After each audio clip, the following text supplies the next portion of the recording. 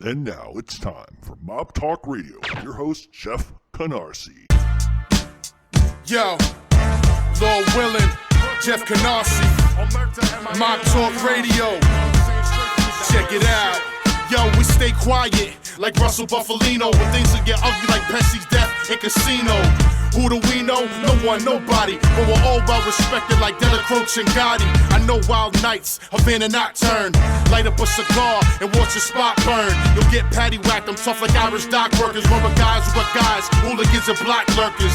Corner berserkers, street savvy soldiers. You owe, you better pay. Don't make me say I told you. Code you don't betray, I say what I mean.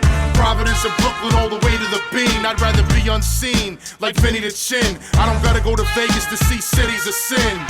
Pull the pin, drop bombs like Danny Green. I write homicide like the murder machine. Lansky Luciano, mastermind the racket. Up in the clam house with a million in my jacket. Move around when the streets get darker. Pay homage to real bosses like Gambino and Patriarcha. Mob talking, but you don't talk to the mob. Lord Will and Jeff Canarsie, we stay on our job. This is Mob Talk, straight from the streets. Mob Talk, the life over beats. Lord Will and Jeff Canarsie, bringing you the real. Kill all rats, you already know the deal. This is Mob Talk, straight from the streets. Mob Talk, the life over beats. Lord Will and Jeff Canarsie, bringing you the real. Kill all rats, you already know the deal.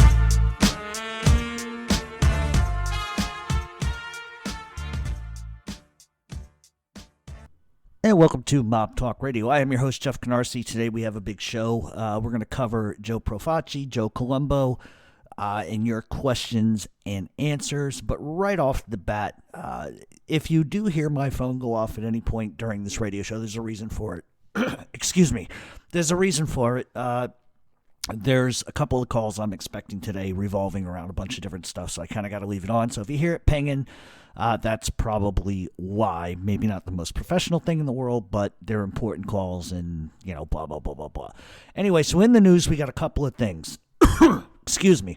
The first thing is there was a report. Obviously, it's been circulating in New York about some Gambino associate stuff. I'm not even going to cover it.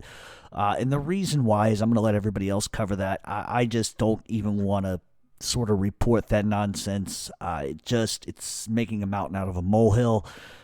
And I don't want to, in any stretch of the imagination, sort of inflame or even give my opinion on it. And the fact that I'm not even willing to discuss it or address it should tell you how much credibility I think it has. All right, that being said, we got some Bonnano and Gambino news. It's sort of coming out of Canada at this point. And this happened last year, but it's coming out that members and associates of the Gambino and Bonnano crime family were arrested last year on charges of drug trafficking, loan sharking, firearms charges in conjunction with a joint United States and Canada operation called Outramens. The investigation basically was carried out jointly by the FBI and Canadian law enforcement. And they had an informant secretly video and audio tape a 2015 Mafia induction ceremony in Canada via the Bonnano crime family. Vincent Morena is the actual informant. He's an Italian-born Mafia guy who was inducted into the Bonnano crime family by Damiano Zumo. The event actually took place in Canada, and it led directly to indictments of the Todaro crime family based in Hamilton, Ontario, Canada. And it's a direct link between the Bonnanos in Buffalo and the Gambinos in Buffalo. So those who have been asking, is Buffalo still active? This should pretty much verify that. Paul Semplice, who was a Gambino family soldier, was arrested along with an associate by the name of Paul Ragusa. Semplice is an active player in the Gambino crime family Sicilian faction and was also caught on those same audio tapes that Morena made. In the recorded conversation, Semplice openly talks about his friendship with alleged capo Lorenzo Menino. He linked Menino to his loan sharking operations, openly discussing how much money was filtering in and out, sort of to the sum of $200,000 being on the streets. According to law enforcement, Semplice is a major player, not just in the United States, but in Canada and in Italy as well. He actually introduced Morena to the boss and underboss from Italy, who are allegedly full-fledged Gambino members. Semplice was charged with 3 counts of loan sharking and is looking at 20-plus years in prison. He recently pled out and is looking at 30 to 37 months in prison. He also agreed to hand over $35,000 in loan sharking profits. Ragusa, on the other hand, has been charged with a felon in possession of multiple firearms. According to the FBI, Ragusa bought the weapons from Morena, and he pled out as well and is looking at 92 to 115 months. Zumo, on the other hand, was charged with cocaine trafficking, is looking at 10 years to life. So for anybody that's asking if Buffalo is active, that should answer that question. The other news story, which is not really new news, it's old news, but affidavits were released, and the Rizzuto crime family allegedly has really aligned themselves with bikers and other street gangs to sort of protect themselves. And according to these affidavits, whatever was left of the Rizzutos aligned themselves with biker gangs and other criminal gangs in Canada to stack the deck. It's an effort by Leonardo Rizzuto and Stefano Solicito to try and keep a stranglehold on what is left of the Rizzuto crime family. Rizzuto and Solicito took over what was left of the Rizzuto clan, keeping long-going criminal ties with bikers, specifically Gregory Woolley, who is the leader of a chapter of the Hells Angels in Canada. Looking back as far as 2015, Solicito and Rizzuto were considered the shot callers in Montreal. The problem is wiretaps picked them up discussing the drug turf war in Montreal and everything in between. So it looks like Leonardo Rizzuto and Solicito had really attempted to keep a stranglehold on crime in Montreal, and also caught sort of on this wiretap was that Solicito and Rizzuto were discussing who they trusted, who they didn't, who they showed difference to, and who they should tear apart and who they should let walk. In particular, a recording by which involves Solicito, he has an issue with an associate named Gian Pietro Tiberio, who Solicito really doesn't trust and thinks is a liar, but rather than kill him, which the Mafia typically would do in that situation, Solicito shows no indifference and says maybe we can get him a deal, give him some drug turf here or there, keep him at arm's length. So he's showing the ability to not react violently, instead give him something and maybe that problem will go away. The conversation then sort of turns towards Greg Woolley, who obviously, like I said earlier, was the chapter leader of the Hells Angels, whom Solicito cannot say enough good things about. As the murders in Montreal and Hamilton began, the RCMP went to Solicito and asked him to try to breach peace, to do what he could to stop the violence. The main turbulent problem seems to be a war over drug turf. The Calabrians and Drengheta and the Sicilians are all fighting over drug turf as well as different biker gangs, but it does appear that the Hells Angels were brought in to back Rizzuto, which has a long-standing tradition dating back to his father, Vito Rizzuto. So what we're seeing in Montreal is exactly what I said it was a long time ago. It's a war over turf. The Rizzutos have been decimated just with a lot of the murders that have been going on in Montreal. You can look that up for yourself. But it just goes to prove what I was saying all along, that the Rizzutos are trying to hold on, and other, obviously, criminal fringe groups are attempting to sort of muscle in on their turf, and it's a war over turf of cigarettes, narcotics, et cetera, et cetera. So I don't know where this goes from here, but I think it's safe to say that I don't think you may see a stop to the murders that are happening, but you're not going to see a stop to the jockeying of position for turf. And that's exactly what this is. That's what it's always been about, and that's what it will continue to be about. And that's pretty much all we got for the news. There's a couple other things that are going on, but those are things that really aren't the biggest thing. The one thing I can talk about just really quickly is it's coming out now that Shelton, oh Lord, what the hell is this guy's last name? I keep forgetting his last name. The guy that was arrested for the the Sylvester Satola hit is apparently now talking to the feds. He's pretty much laying it out, saying that the Italians were the ones that hired him via the Albanians. They sort of farmed out the hit on Sylvester Satola. Listen, I can't tell you that's 100% accurate, but that's what my source was telling me, that this guy Shelton is talking to everybody. And that's not good news, because this involves a bunch of different criminal organizations all wrapped into one. And I think as we move forward, I think more information is going to come out, because I think initially when it came out, first of all, there's this thing. when Sal Zatola was attempted murdered, all of a sudden it was like, they couldn't, the attempts on his father's life prior to this, the FBI couldn't do anything about. Then suddenly after this happens, after Sylvester Zatola gets hit, the FBI all of a sudden has a ton of information. And the reason why they do is because they had a snitch that came forward. And it just sort of makes me wonder why, especially from the FBI angle, if you have a hit that is going to go down, and there's been several attempts, you would almost think you'd be watching these guys like hawks, and it doesn't seem to be the case. And in any event, Zatola ends up getting killed. They make an arrest. Shelton is arrested for this, and apparently he's singing to the feds and pretty much saying that the Italians contracted the hit out to the Albanians, who contracted out to the Bloods to sort of throw off FBI. But I think the problem now is the whole entire time they had an informant. It was going to be interesting to see when this informant came forward. Did he come forward beforehand or after the fact? If it was beforehand and the FBI didn't step in, then that's an egregious corruption case there. But I think the reality is that this happened after the fact. But apparently everybody's dropping dimes. So this is just going to get bigger and bigger and bigger and bigger as we go along. The same guy that initially went to the FBI about this hit also went to the FBI about Tekashi 6ix9ine, ratted a bunch of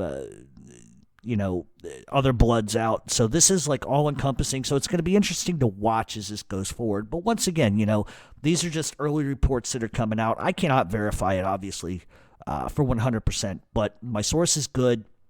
And if this is the case, you're going to see a lot more people arrested. But just stay tuned and just keep kind of watching. It's going to get a little more interesting as it goes. But this is involving multiple factions, multiple people.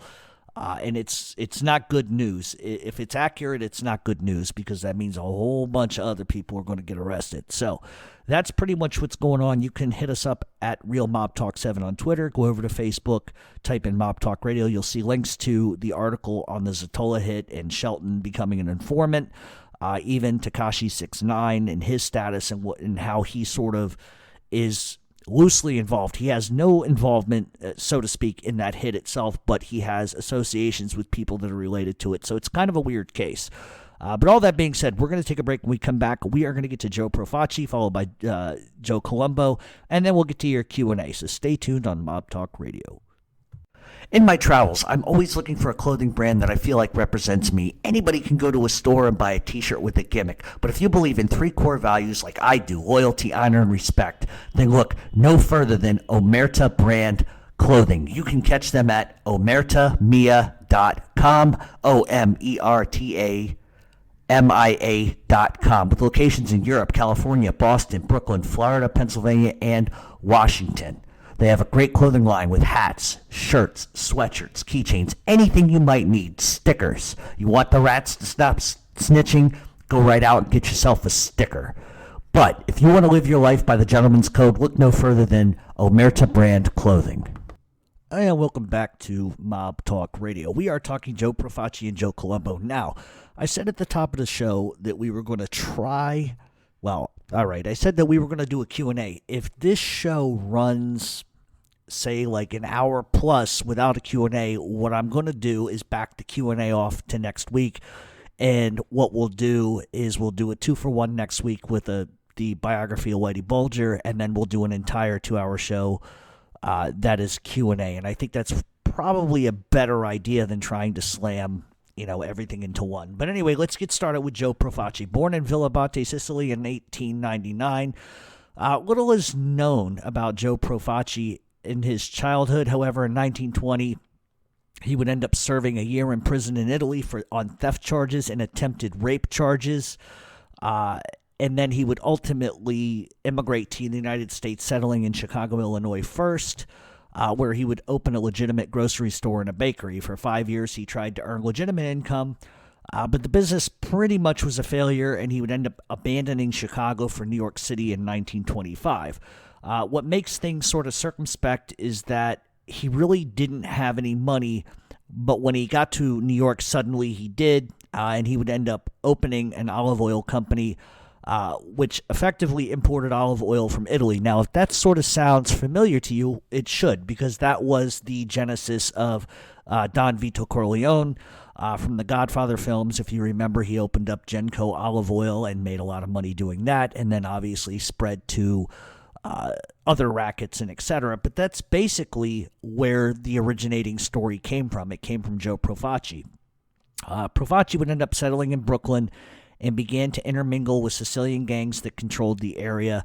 At the time, Brooklyn was very, very sort of compacted. You had a lot of Neapolitan criminal organizations, a lot of Sicilian organizations, and they would fight over turf. On December 5th of 1928, Profaci would attend a criminal meeting in Cleveland, Ohio that officially rendered him as a boss of Brooklyn. And this was more or less a result of Salvatore D'Aquila getting whacked a few weeks prior to that. Mobsters from Florida, Chicago, and New York attended the meeting. It was a simple point that the Sicilian organizations in New York City were fighting over turf with the Neapolitan Camorra, and they wanted to appoint someone to take over and calm Brooklyn down. As a result of the meeting, Profaci was given the reins, even if he had little to no experience in organized crime. They sort of wanted a front guy, and we're going to connect some dots that make a little more sense as to why this probably happened. But to ensure that his leadership was strong, Joe Magliocco was installed as his number two and would sort of show him the ropes in the rackets. It's long been questioned by mob experts why Joe Profaci was given any type of role, especially when you consider he really wasn't a street guy. But there's a couple of probable reasons. The first is that the Profaci family in Sicily were very tough, very well-regarded gangsters.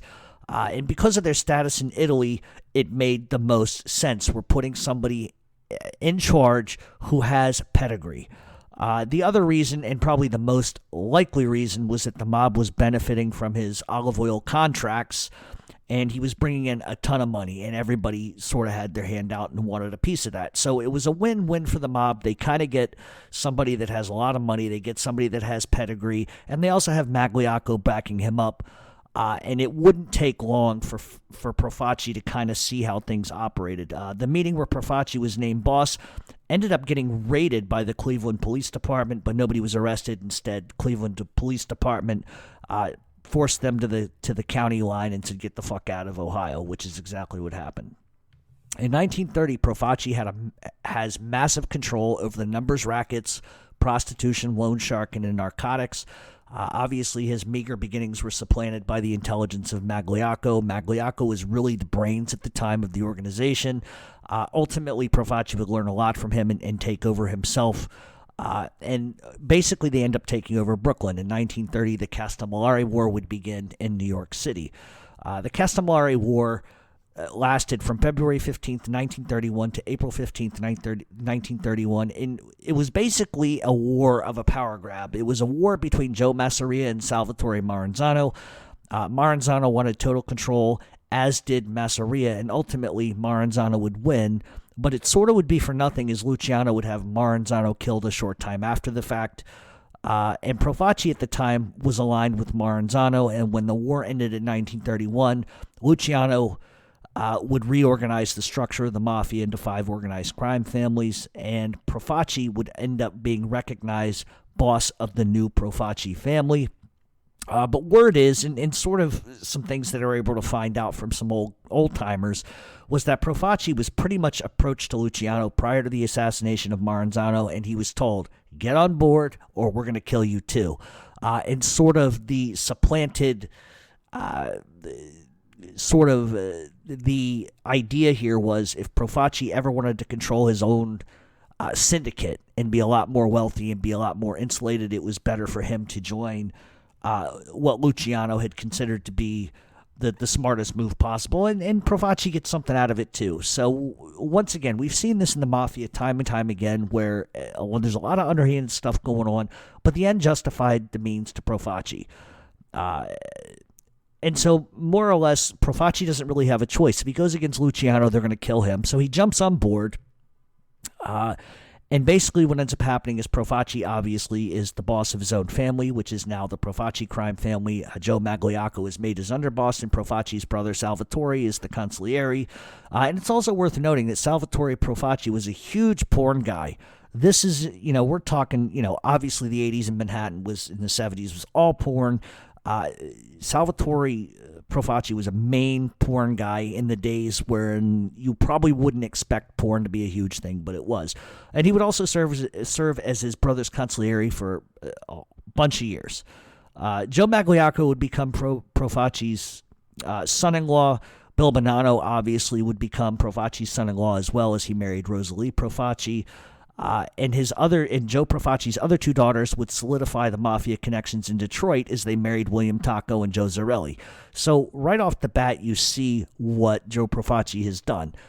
It's one thing to be given your own crime family. It's another to marry into other strong families. It really at least on the outside looking in, it looked like it was going to insulate him and protect him.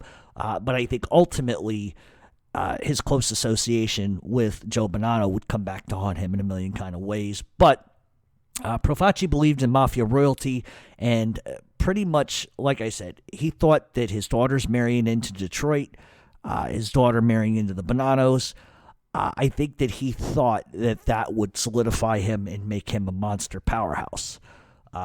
So as Luciano changed the structure and sort of reformats the Mafia in and of itself, he ends up giving Profaci a seat on the commission.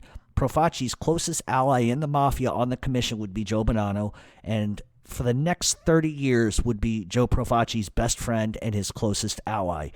The other close ally to Profaci was Bonnano cousin Stefano Magaddino, who ran the Buffalo crime family. Most of Profaci's wealth comes from, the traditional mob rackets: protection, extortion, numbers, narcotics, etc. And he held onto a firm grip with his olive oil company, which was called Mamma Mia, mainly because he wanted to funnel money through the company so he could avoid federal tax charges. However, post-World War II, olive oil prices and the demand quadrupled, and he ended up making a financial killing. And through that profit, was able to open up 20 other businesses. So much like Bonnano, in the sense that Bonnano took illegal funds and expanded into legitimate enterprises, Profaci did it, but Profaci did it on a grand scale.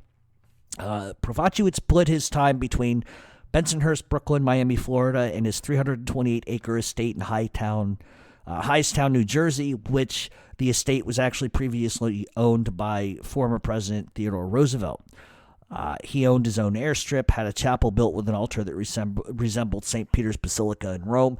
So Profaci was ostentatious. He liked the finer things in life, liked to buy expensive things, was sort of different than other mob bosses of the time. He was sort of the guy that wanted the finer things, whereas everyone else was kind of just happy with the bare minimum. He was a lifelong dedicated Catholic, spent millions and millions of dollars taking care of churches and priests, and even lent a hand when a thief stole jeweled crowns from the Regina Pacis votive shrine in Brooklyn. He ended up sending a bunch of his guys to find the person who stole it. He was able to recover the property, and the thief was pretty much had his throat slit and his hands were cut off. So you have this sort of battle with religious versus street crime. And the reason why I say that is because in a weird sense, he's devoted to his religion and to God, but yet someone who stole from a church gets their throat slit and their hands cut off. So like I said, it kind of goes, sort of tongue-in-cheek, so to speak. And you're probably going to notice a little glitch there, and that's because I got a phone call. So all that being said, in 1953, the United States IRS filed a lawsuit against Joe Profaci to the tune of $1.5 million for unpaid income taxes. The taxes would end up never being repaid. Then in 1954, the Department of Justice attempted to revoke Profaci's legal citizenship, and the government alleged at that time that when Profaci entered the United States that he lied to immigration about having a prior arrest record in Italy. Then in 1960, the U.S. Supreme Court of Appeals reversed Profaci's deportation order, which ended the legal battle. In 1956, wiretaps picked up Joe Profaci talking business with Antonio Catone, who was a Sicilian mob boss allegedly from Italy, discussing exporting oranges to the United States. In 1959, custom agents acted on those intercepted wiretaps and went into the area where the oranges had arrived, and inside the crate, agents found 90 wax oranges containing 110 pounds of heroin. Profaci would be arrested, but then never charged for the crime. It's long been believed that a huge payoff was given for the charges to go away. In 1957, Joe Profaci attends Apalachin. Profaci would be one of 61 arrested at the home of Joe Barbara.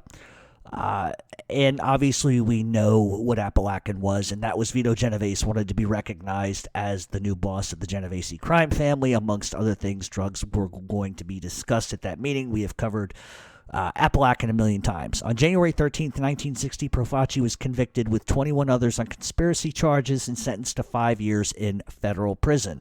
On November 28th of 1960, the U.S. Court of Appeals would reverse the verdicts. Profaci once again would walk. So, what ends up happening is Joe Profaci begins to have a problem. And we've talked about it at length, and I don't want anybody to think that sometimes when I have a tendency to speak disparaging or to talk about the negative, people think I don't like somebody. I'm not a fan of Joe Profaci, never really was. There's a couple of reasons why, but we're going to get into what sort of the street problem was. Even if Profaci was very generous to those who needed it, anybody charity-wise who needed it, he gave, but he treated his own men like shit. Profaci believed in the Machiavellian ways of life, only giving his men just what they needed, just enough to want more, just enough to survive, because he believed that if you give them too much, they will resent you and try to overthrow you. That's some very Machiavellian type of shit. And while that's a great philosophy to have, what he ends up doing next was anything but. Profaci, who was already a multimillionaire at this point, would actually charge members of his organization $50,000 a month. Now, we're not talking like your captain, your underboss, every single fucking one, $50,000 a month. The idea he prevailed upon them was that it was designed to be a war chest for those who needed a lawyer in case they got in trouble. It was needed for the families whose husbands or fathers get sent away to prison. But the problem was he just pocketed the money. He had no intention of helping anybody else. It was a greed grab. And he just wouldn't help anybody, and anybody who complained about it was killed. And under Profaci, his own men were struggling to survive. It caused dissension in the ranks, and it's long been my assertion that he would have probably likely been killed in the end for his actions. Then enter Joey Gallo. By the late 1950s, Profaci not just had issues with his own men, but he also has issues with a couple other people, including Carlo Gambino, Tommy Lucchese, and Joey Gallo. And so Carlo Gambino didn't ever really like Joe Profaci, didn't really like what he stood for, certainly didn't trust him, and what Carlo Gambino does is he backs Joey Gallo secretly. The malcontent between Gambino and Profaci went back a long time, and Gambino also refuted Profaci nonstop on the commission, meaning that when there were commission meetings and Profaci would try to speak his mind or ask that something be amended or a rule change, Gambino would just wave his hand at him and go, no, no, no, no, no. So there was some malcontent between the two of them. Carlo also saw that Joe Bonnano, Joe Profaci, and Stefano Magaddino, an alliance between the three, was dangerous and bad for business. And he also knew that Joe Bonnano had desire to take over the whole entire Mafia at some point. And so what Gambino does is he elects to make a move. In 1959, Frank Abitamarco stopped paying Profaci his $50,000 a month tribute. Profaci ends up going to Joey Gallo, who worked with Abitamarco, and says, Joey, listen, you kill him, and I'm going to give you Abitamarco's rackets in return, plus some. So what does Joey Gallo do? He sees it as sort of a step in advancement. He sees the money on the line, and he ends up going and killing Abitamarco. And what does Profaci do? He tells Gallo to go fuck himself and doesn't give Gallo a dime. And so Gallo, being the type of guy that he was not going to sit by and get punked by anybody. So in February of 61, Joey Gallo, along with Carmine Persico, kidnapped Magliocco, Frank Persico, and Captain Joe Colombo. They had attempted to kidnap Joe Profaci himself, but Profaci was a little quick on his feet and was able to flee beforehand. Scared, Profaci ends up fleeing to Florida and checks himself into a nut ward.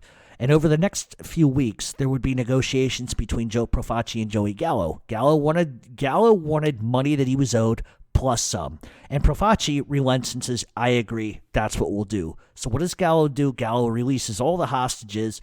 But what Gallo doesn't know is that secretly Joe Profaci went to Carmine Persico, offered him the fucking world to switch sides. And that's exactly what Persico does. Persico agrees to switch sides. And that's where Carmine gets the nickname The Snake. And what he ends up doing, Carmine, to show once again that he's a fucking snake jumping sides, he ends up luring Larry Gallo to a bar where he and his men attempt to strangle Gallo to death. The only reason why Gallo lived was because an off-duty police officer walked into the bar, and the Colombo War was officially on.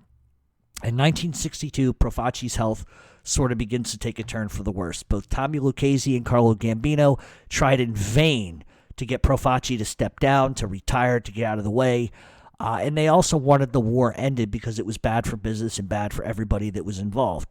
Profaci didn't trust Tommy Lucchese, didn't trust Carlo Gambino, and he also knew that Lucchese and Gambino were likely supporting the Gallos behind his back, and he refused to resign. He also threatened Carlo Gambino and Tommy Lucchese that if there was one more attempt to remove him from power, it would spark a war with the Luccheses and the Gambinos. And so what you would essentially have at that point was you would have the Luccheses and the Gambinos versus fucking Magaddino, Bonnano, and the Profacis, and that was a big problem. And Gambino realized that Profaci was a dying man, and that once Profaci fucking died, Bonnano would sort of be the next fucking irritant or the next thorn in his side. And so what ends up happening on June 6, 1962 is Profaci ends up dying in the Southside Hospital in Bayshore, New York, of cancer. After Profaci's death, Magliocco would end up taking over the reins, but the commission, in a ploy by Gambino, would force Magliocco out of office and install Joe Colombo as boss. Now, on the second half of the biography, when we talk about Joe Colombo, we're going to get into exactly what happened between Colombo and Magliocco and Bonnano, which would elevate him as boss. So these two are interconnected. So that being said, we're definitely going to get into how that ended up happening. And so what we basically have is, and that's sort of the end of Joe Profaci. And one of the unique things I wanted to sort of round out, and that's sort of a very short bio. And Joe Colombo, like I said, isn't going to be a very big bio either, but I'm trying to get to a point. Joe Profaci, for everything that he was given a position he probably truly didn't earn, a position he probably really couldn't control. But as we see, it's the fact that he came from good stock. It's the fact that he had Joe Magliocco underneath of him. It's the fact that he aligned himself with the Bonannos. He aligned himself with Stefano Magaddino. He aligned himself with people that thought could insulate him. And I give the guy a lot of credit. I mean, he to allegedly spit, so to speak, into Carlo Gambino's face. And as we get to Joe Colombo, someone actually literally did spit in Carlo Gambino's face. But to essentially tell Carlo Gambino to go fuck yourself and Tommy Lucchese to go fuck yourself, and pretty much tell them that if you step out of line one more time, the war is going to be on in a whole different kind of way, takes a lot of balls. And I don't think he would have had those type of balls if he didn't have the Bonannos backing him and Magaddino backing him. Now, obviously, if you step ahead a couple of years further past this, Magaddino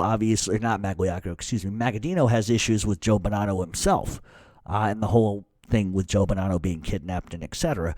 So what I'm trying to set up here going into Joe Colombo is that a lot of things in the old days, and I always try to make this parallel for everybody because it's very, very important, is that what is good for one should be good for another. And I'm going to make a reference that people are tired of hearing about, but if you look at all the hits Carlo Gambino was involved in, Albert Anastasia, Maranzano, and all of these things that they were involved in killing bosses, move ahead to 1986, Sparks Steakhouse, John Gotti, Paul Castellano. It's the same thing. It's the same action. Now, why one is treated different than the other, I'm not really sure. Maybe it's because people don't understand that the ends justify the means in everything that we do. Joe Bonnano did a bunch of things that were really fucking off kilter. And so the point is that history always repeats itself, and it always will. Sure, things evolve and things change, but at the end of the day, the Mafia always works in the same kind of function. The 1920s, the 1930s, the 1960s, we're no different. We're no different. And so Profaci coming to this country and being able to attain a position without really being involved in organized crime is miraculous to me. But it was directly because of Magliocco and a situation. And there are two types of people in this life, especially in the street life. There are those who take advantage of the situations that are handed them. Then there are those that force a hand to get where they need to go. In the case of John Gotti, he could have waited till Castellano just went to prison in the commission case. But the problem is that if Paul Castellano goes away, odds are that piece of shit Tommy Bellotti is going to get elevated. If he gets elevated, Gotti can't make a move. So Gotti decides to act beforehand because he wants what he wants, and he's going to get it by any means necessary. So there's two kinds of people in the street that do these kind of things. But for the sake of Joe Profaci was only as powerful as those he had around him. He wasn't, you take away Joe Bonnano at the time, you take away Stefano Magaddino, and he probably doesn't have the strength to tell Carlo Gambino to go fuck himself. And so that's the reality, is that I think Profaci based a lot of his power on other people. He married his daughter off to Detroit. He married his other daughter off to the Bonannos. Married his son off to somebody. So it's sort of an old school way of thinking. He ends up consolidating power by creating blood connections and creating connections by marriage, and that was really to try to rival the strength that Carlo Gambino and Tommy Lucchese had together. Because Tommy Lucchese, obviously Carlo Gambino's son, married Tommy Lucchese's daughter, and that was the bond there. So this was something that happened back in those days. And I think legitimately, I think at the time period that Joe Profaci was alive, he was strong. Don't get me don't get what I'm saying wrong or twisted. He was a strong guy. He was a feared guy, but it was the connections that made him fear and not him by himself. And that's the difference between him and Carlo Gambino. Carlo Gambino was feared by himself. Tommy Lucchese was feared by himself. Joe Bonnano, for the most part, was feared by himself. Joe Profaci could have never done it on his own. Never done it on his own. And a lot of the narcotics trafficking and a lot of the money that Joe Profaci made came as a direct result of Joe Bonnano. That was a partnership that helped create Joe Profaci. And I'm not in any way, shape, or form trying to downplay Joe Profaci's intelligence or his abilities, but the fact is that Joe Bonnano made him stronger, and that's sort of the way it went. Now, I want to move on to Joe Colombo. And I'm hoping that I can keep this in a relative hour. If I can keep this under an hour, which I think I'm going to be able to do, I will definitely do the Q&A. But like I said, if we don't get to that today, we'll make a nice 2-hour Q&A. And I want to take live questions. So you're hearing that first on the show. We're going to do maybe some live questions next week, and I'm going to call people live and let them ask questions, and we'll just answer them on the fly. Okay, so Joe Colombo was born in Brooklyn, New York in 1923. Joe Colombo's Mafia roots ran very deep, as his father, Anthony Colombo, was a member of the early remnants of the Profaci crime family. In 1938, Anthony was found strangled to death in his car with his mistress. As a child, Joe Colombo didn't really like school very much. Some have speculated that he was dyslexic and left high school early because of that. I don't really know if that's true. I couldn't really validate that. I don't believe he would have been, because I don't think that what he does next would make sense. He ends up joining the United States Coast Guard, but in 1945 he would be discharged after he was diagnosed with neurosis. Now, neurosis then really, in its description, and I looked it up just to be exact, is in those days neurosis was often categorized by hallucinations and panic attacks, which today we're going to call schizophrenia. I have a hard time believing that he was diagnosed with neurosis, only because if you look at what the description is back in those days of hallucinations, panic attacks, anxiety, etc., that has all the earmarkings of schizophrenia. There's no fucking way, first of all, that Joe Colombo ever would have been able to be in the Mafia if he was schizophrenic and had hallucinations of like Mickey Mouse jerking off Pluto the dog and killing people with a steel dildo. It's just not possible. That's what sort of happens. I don't think he was seeing fucking angels playing baseball in the fucking cornfields. I don't think he was seeing Jesus playing at a craps game with Satan. So all of that being said, I'm not making fun of anybody that has schizophrenia. I'm just simply saying that if we're going by the terminology that is, I don't believe it. I think really probably what is more accurate about that is that Joe Colombo realized he didn't want to be in the fucking military. And that was a very common theme with guys in the military in those days, and it still is today. The way to get out of the military with an honorable discharge is to act like you're fucking Looney Tunes. And a lot of guys pre-Vietnam did that. I'm not saying that makes them weak. I'm just saying some guys didn't want to go off to war and fight. It was easier to say that bumblebees were blowing them than it was to fucking be realistic and say that you were weak. That's the reality of it. So I think that ultimately, even if Joe Colombo had mildly schizophrenic type of stuff, there was no way he would have been able to command anybody on the streets. So like I said, I think that the reality is he just didn't want to be in the military. Maybe he made a mistake, didn't think it was for him. But that's the way it went. So for the next 10 years, he ends up going to work as a longshoreman and would end up going on to work as a salesman for a local meat factory. But his final legitimate job would be that of a real estate salesman. And the problem is with the real estate salesman thing is something would come back to haunt him on that. But it wouldn't be till a couple years later. Joe Colombo would end up settling in Dyker Heights, Brooklyn, in a very small, modest home, and would eventually purchase a 5-acre estate in Blooming Grove, New York. But with money tight, Colombo would end up following his father right into the Profaci crime family, and he quickly became one of Profaci's toughest enforcers and would quickly become a captain in the Profaci crime family. In 1961, Joey Gallo and his crew would end up kidnapping Colombo and other members of the Profaci leadership, as we discussed earlier regarding Profaci. All Gallo really wanted at the end of the day what was fair and what he thought he deserved. He wanted the income split evenly. He was sick of seeing Profaci sort of hoard everything. But Profaci wasn't going to have that happen in any conditions, and so obviously they go to war. We know that, we talked about it earlier. But it didn't also help that Profaci lived a very flashy and wealthy lifestyle. It's kind of hard to tell another guy you're going to have to kick up 50 grand and you're not going to make much money, but he's driving around in the best cars, has the best clothes. It's infuriating. So like I said earlier, after weeks of negotiation, the two sides to agree to terms, but Profaci welshes on the deal and basically tells Joey Gallo to go fuck himself. So obviously in 1961, the First Colombo War would begin.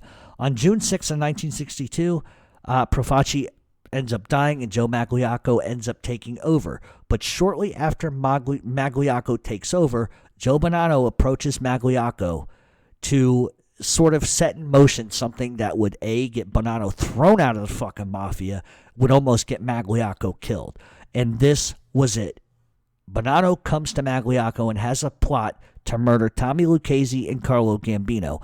There's a bunch of reasons why he wanted to do this. The first one is Joe Bonnano wanted to take over to complete an entire mafia. He wanted to be boss of bosses. He didn't like the fact that Tommy Lucchese and Carlo Gambino were backing Joey Gallo. I think it scared him to a large extent. But Joe Bonnano was also having many of the same problems that Joe Profaci was. He pinched the quarter till the eagle screams, didn't like to pay his men. And so he goes to Joe Magliocco to try to talk him into this. Ultimately, Magliocco agrees to it and thinks it's a great idea. But while Magliocco was just as upset as Bonnano was, he was a little leery of the situation. But ultimately, He agrees that Lucchese and Gambino are undermining their authority. They're causing friction, and they sort of blame Gambino and Lucchese for Profaci's problems. And ultimately, like I said, Bonnano wants the top spot, and he's willing to do anything he can. And also, to add to that, Joe Bonnano wants to completely control the commission. If he can control the commission and he can be boss of bosses, then what he says goes. And I think it was sort of if we look at it in terms of a corporation, it's sort of a hostile takeover, if you will. So what Magliocco does is he agrees, and he ends up going to Joe Colombo, who at the time was a captain, and sort of hands him the murder contract and says, I don't care what you got to do. I don't care how you get it done. Kill Carlo Gambino. Kill Tommy Lucchese. But Colombo's very old school, and he sort of realizes a couple of things the minute this happens. One, if he does this, they're just going to kill him. He is an ends to justify their means, and he's not going to put his head on a platter for them, because the reality is that if he's going to kill two other bosses, does he really think that they're going to give him his own family? No. Does he really think that he's going to, how long is he going to wait in the wings to take over? And so for him, he sort of sees this as, okay, I can do one of two things. I can go along with this, and they're probably just going to fucking kill me anyway. Or two, I can ensure my life, and I can monopolize and sort of, monopolize it and take advantage of it for myself. And so what he does is he goes to Tommy Lucchese and Carlo Gambino, and he tells them what Bonnano and Magliocco have in store. And like I said, Colombo realized that he might be able to ascend the Mafia, might be able to be a boss of his own family if he plays well in the sandbox versus putting his life in danger, killing two other bosses on the behalf of two guys that just as easily could kill himself. And what ends up happening is the commission is informed of the murder plot, and there's a meeting called. And at the meeting, they decide, okay, we're going to call Bonnano, and we're going to call Joe Magliocco. We're going to call him on the fucking carpet. Magliocco shows up, and he admits to every single fucking thing that they're accusing him of. And I think the reason why he does that is he doesn't want to be killed. He realizes that's going to be the penalty. And ultimately, what ends up happening is Magliocco is essentially forced to give up the rights to his family. He's shelved, and that's the end of it. And he's fined a bunch of money, and he pays it. Joe Bonnano refuses to show up. And the reason why Joe Bonnano refuses to show up is because he's scared, because he knows they're going to kill him. And there's this whole kind of thing that takes place after that where Bonnano fakes his own kidnapping, and he goes through all of these motions of bullshit because he's absolutely terrified that they're going to kill him. As a result of this, Bonnano is effectively shelved, and he's done. And it just... You know, he's lucky he didn't get killed for doing that. Just the fact that the commission calls him and says, you need to come and you need to explain yourself. And he runs away like a chicken shit pussy, because that's what he did. Because had he gone, they're going to give Magliocco probably the same respect they would give Bonnano of saying, look, here's the deal. What you did was fucking wrong. You're going to be shelved. And so Bonnano takes off, fakes the kidnapping. Then he comes back and tries to take over his family again. And it's like... It's ridiculous. It's absolutely ridiculous, and that's the issue that I have with Joe Bonnano. I'm not saying that Joe Bonnano wasn't strong, wasn't tough, wasn't smart, wasn't eloquent, wasn't a good businessman. He was all of those things. The problem is he thought he was above everyone else, and the fact that he went to try to kill two guys on the commission, two other bosses to take over for himself. Now that's no different than what anybody else before him had done.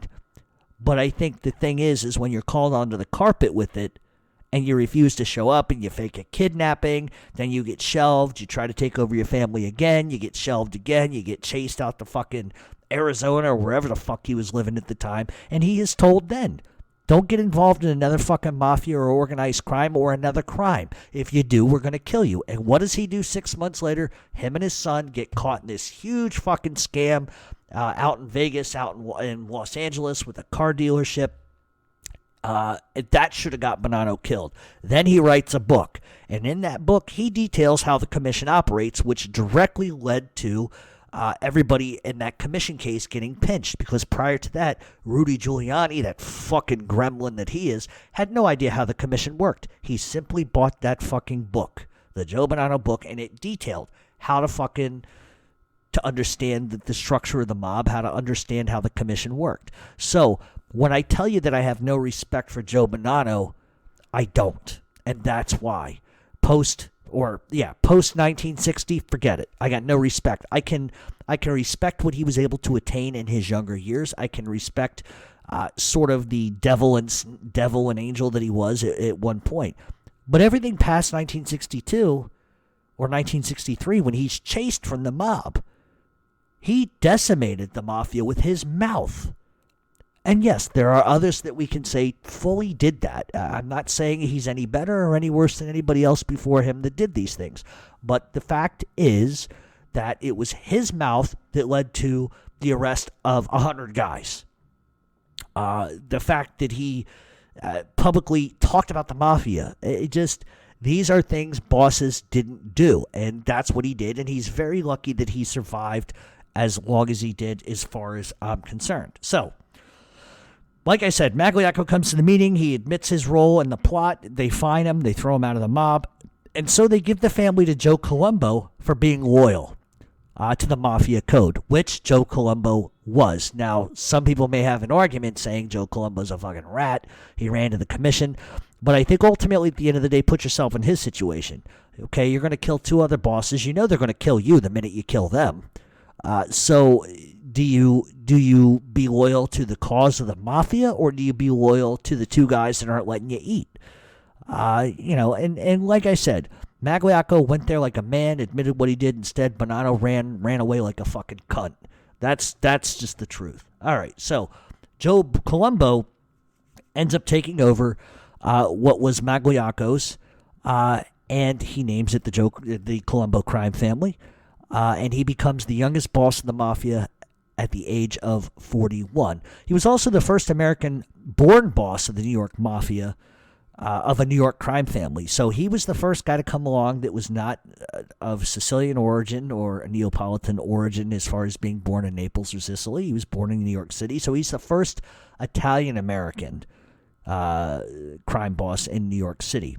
Unlike the counterparts, he was completely not a quiet guy. He didn't like law enforcement, would make no bones about it, didn't fear law enforcement, and he would engage law enforcement in nasty arguments, much to the shock of other bosses.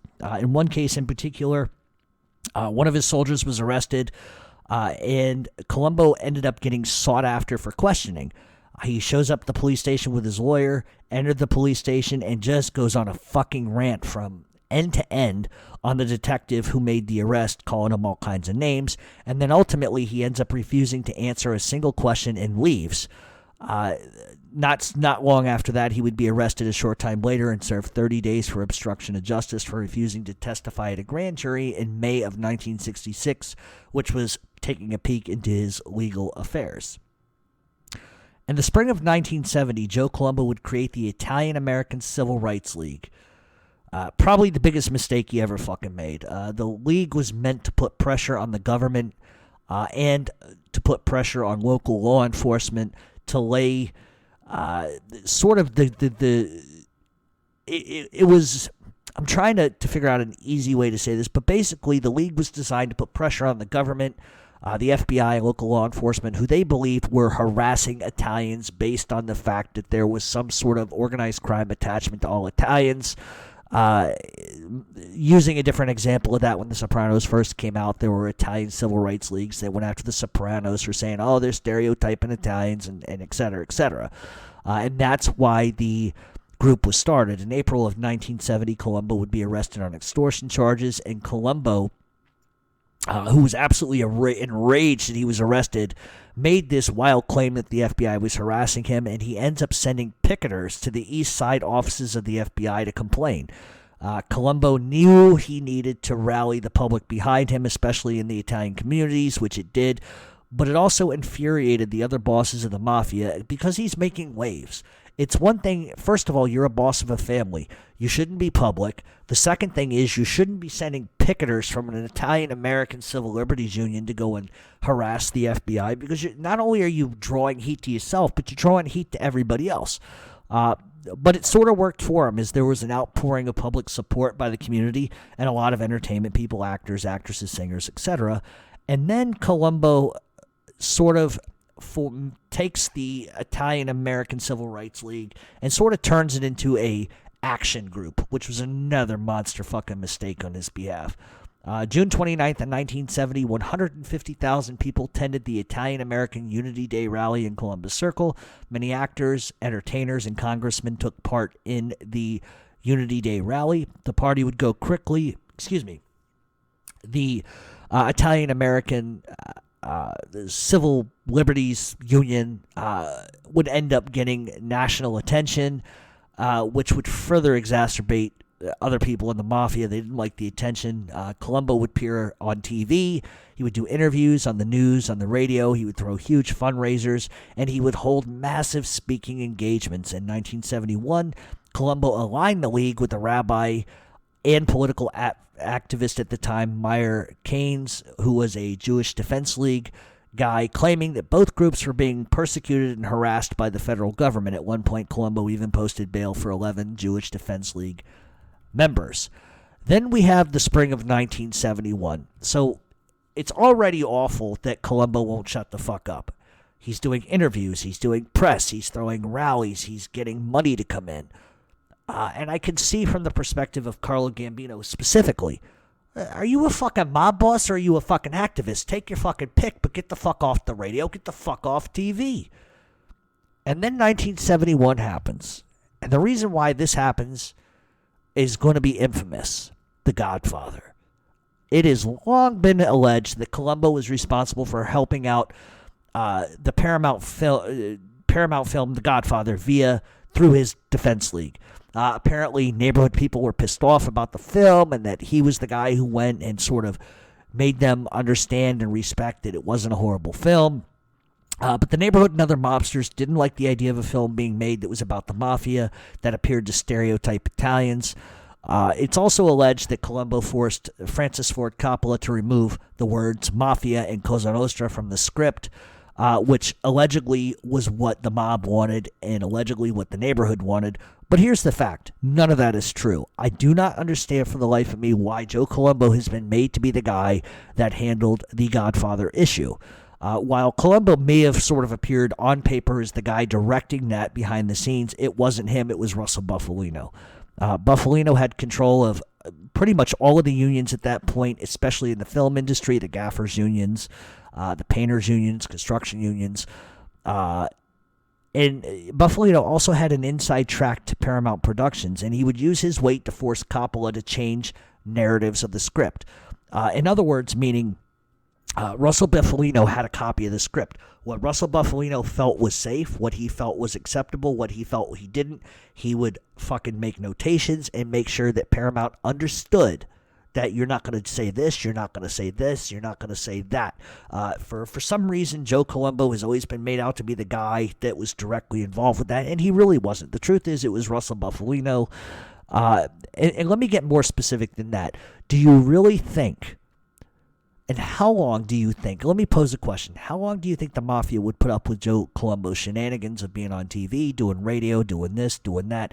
Then he's going to try to get in bed with Paramount Pictures and tell them what the fuck to do, knowing that all the unions are pretty much controlled by the five families. It's just going to create problems. Why are you going to go and make an issue out of a fucking script when all the unions you have are involved in this? Everybody's going to get kickbacks. So you have to ask yourself that question. And that's exactly why I know for 100% fact that it wasn't him that had that involvement. It would have had to have come from an outside source. Nobody's that fucking stupid that they're going to do TV, radio, this, that, and the third. Then they're going to fucking go to Paramount and try to order them around. It's just not true. It was Russell Bufalino, and it was Bufalino that had the inside track to Paramount, and he had for years. And it came through none other than Johnny Roselli.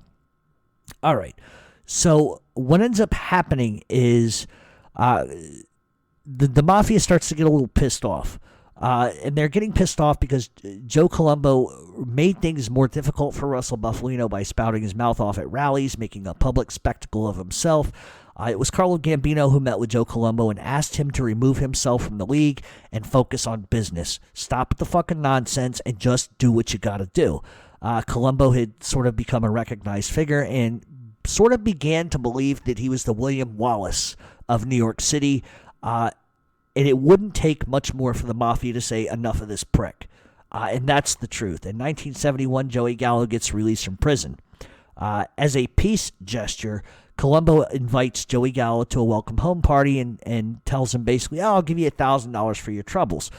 Gallo refused and explained he had never agreed to peace between the two factions, and he said $1,000 was a fucking slap in the face. And then Joey basically explains to him, you give me 10 grand, part of your rackets, or there's going to be a war. Bottom line.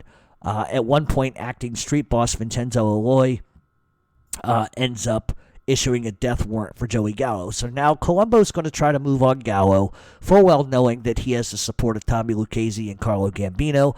Gambino's already upset with fucking Colombo because he won't shut the fuck up. On March 11th of 1971, after being convicted of perjury for lying on his application to become a real estate broker, Joe Colombo gets sentenced to 2.5 years in state prison, but the sentence gets delayed on appeal. Then on June 28th of 1971, Joe Colombo gets shot and seriously wounded at the Second Italian Unity Day rally. As Colombo was approaching the podium to address the crowd, Jerome Johnson, a black street hustler who was also an associate of Joey Gallo, approaches Colombo and fired shots into Colombo's head and neck. As bedlam ensued, one of the Colombo soldiers shot Johnson 3 times in the stomach, killing him.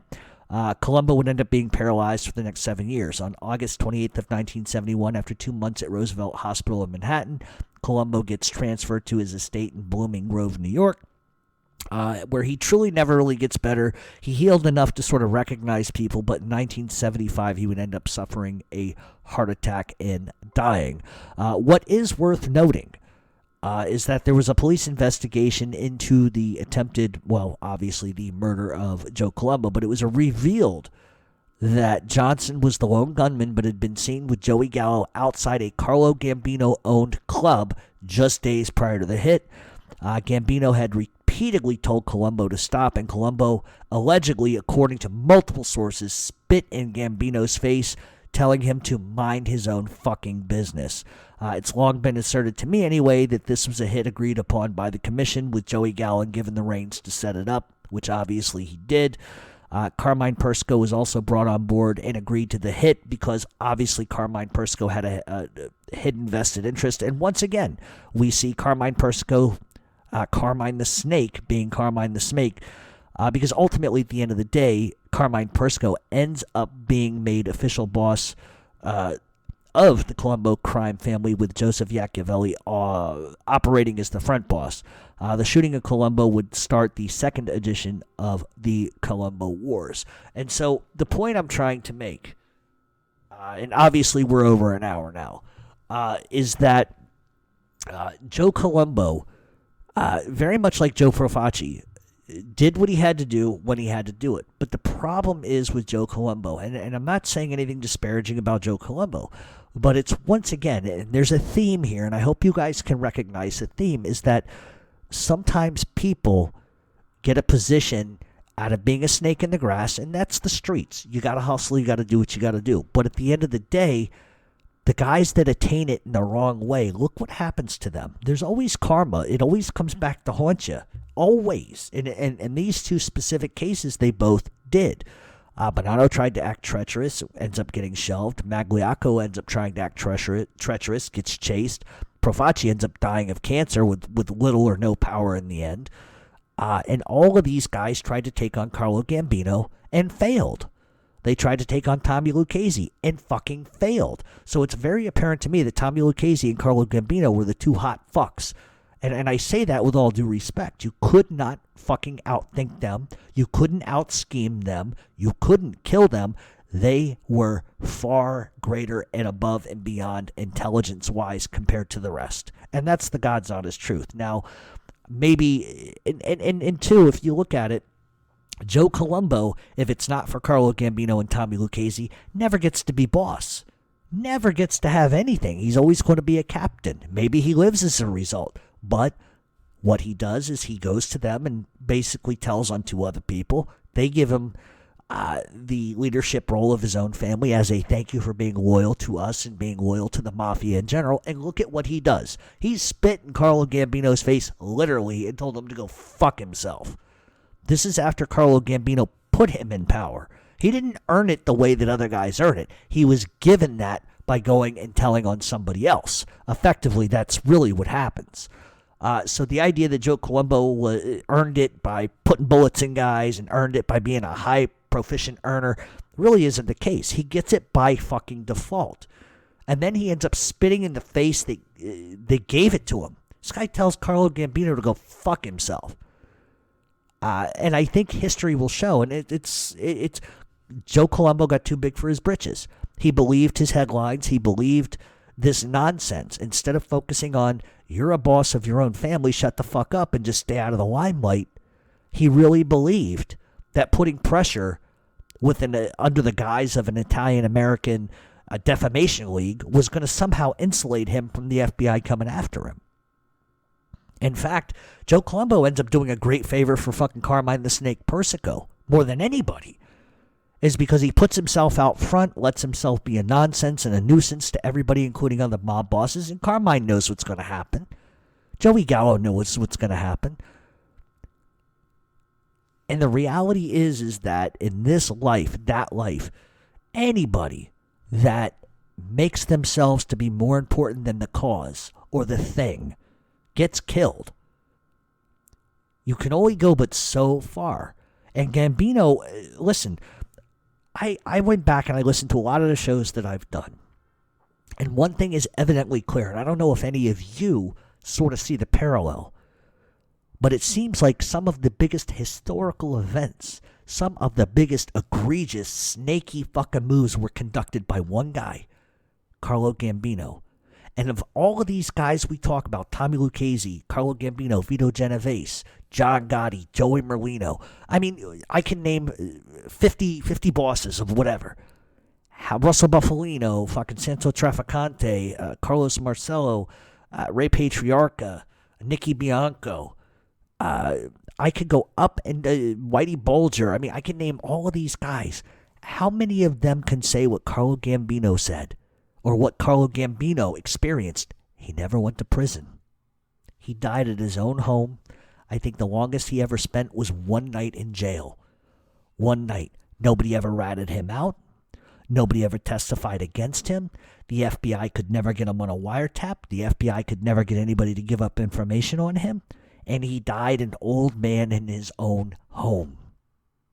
What does that say for who that man was? And I like to make that reference because a lot of people today, especially, they get enamored with these, what I like to call Hollywood mob bosses. The guys that wear the fucking $3,000 to $5,000 suits. They got the fucking Lexus or the big multi-million-dollar house in Howard Beach or whatever the fuck it is. New Jersey, whatever. Westchester, wherever the fuck it is they reside. The guys who never get arrested are the ones who fucking don't need that shit. They don't need a fucking $1,200 iPhone. They use a goddamn flip phone. They don't need the fucking $5 million, $6 million, $10 million house. They live in a reputable $450,000, $500,000 house in Long Island or wherever it may be. And people leave them alone. They don't talk on the phone nonsense. They sure as fuck don't have a social media account. Like, are you kidding me? So it's like the point I'm getting to is that in those days, you know, granted, I think that we could say that surveillance techniques weren't the same that they were. But for all of these people that, like, will put, like, certain gangsters or whatever they are on a pedestal, you have to admire the ones before them who never got in trouble, who never did anything. Tommy Lucchese, forget about it. Carlo Gambino, if you look, Albert Anastasia, Maranzano, Luciano, and all of these things that Gambino was able to do, I really think, intelligence-wise, he was the smartest mob boss I've ever seen in my fucking life. Not only treacherous, made the right decision at the right time, never spent a day in jail.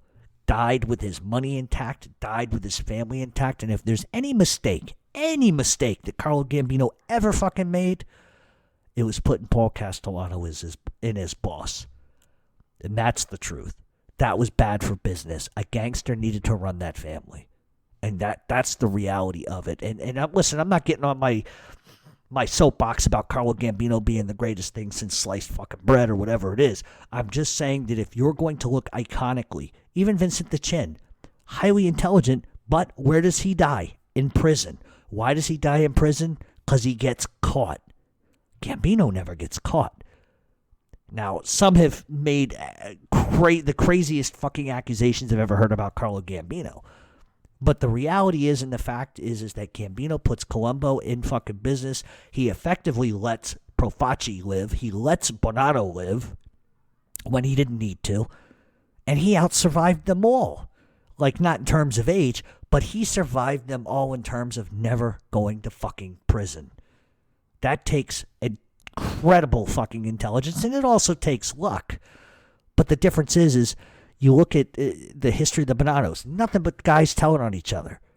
Nothing but guys telling on each other. The Colombos, same kind of deal. The Lucchese, same kind of shit. Gambinos have, in recent years, had that problem. But I'm talking about the time period. And so, as far as Joe Colombo goes, how do we look back on... Well, first of all, how do we look back on Joe Profaci? Half-ass boss or real boss? I think he's a boss. But I think he was a boss that was only emboldened and empowered by the people around him. Take away Bonnano, take away Magaddino, forget about it. Forget about it. Even take away Detroit, forget about it. That's a guy that was powerful because of his surroundings. Joe Bonnano, was he powerful because of his surroundings or powerful because he could get shit done? He could get shit done. Joe Colombo, at the end of the day, how powerful? He wasn't. Yeah, sure, he was a tough guy. He could kill people if he needed to do that. But when you're put in power by another fucking boss, you spit in that guy's face after he gave you what you really didn't rightfully deserve to begin with. You sort of kind of get what's coming to you. And what ends up happening to Joey Gallo? Joey Gallo gets killed. I don't think it's any surprise why Joey Gallo was killed. Once Gambino was able to get Colombo out the fucking way, Carmine Persco has now a vested interest in seeing Joey Gallo dead. And there's beef between Gallo and Persco anyway, because Persco stabbed Gallo in the back, essentially. Went behind his back and fucked him over. Carlo Gambino wanted this to end. Once he was able to sort of mimic and place cards where he needed them, he was in ultimate control, boss of bosses. That's it. So I wish people would kind of see that more for what it is. And that's not to downgrade and say Profaci was dumb or to say Colombo wasn't smart, because they were both, in and of themselves, very smart men. But there are guys who just are fucking light years ahead of the others. And that's the truth. All right, so with all that being said, that is going to be for the show for today. I know that I said that I was going to get to the Q&A, but we're pushing an hour and 12 minutes. If I get to the Q&A, this is going to be like a 3-hour show, and I'm not trying to do that to myself today, especially with tomorrow being Thanksgiving. So, what we're going to do is this. This is officially what is going to happen.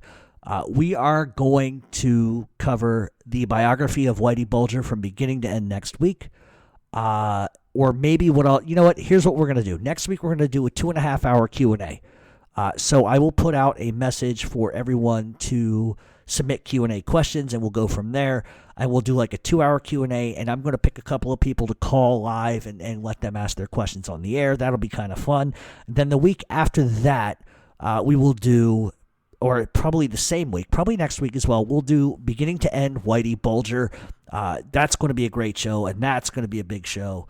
And I think I'm going to have a guest on for that, but I'm not sure. I've got to solidify that. So anybody that's upset that I didn't get to the Q&A, I apologize, but I kind of ran off at the mouth. I booked too much shit into one show.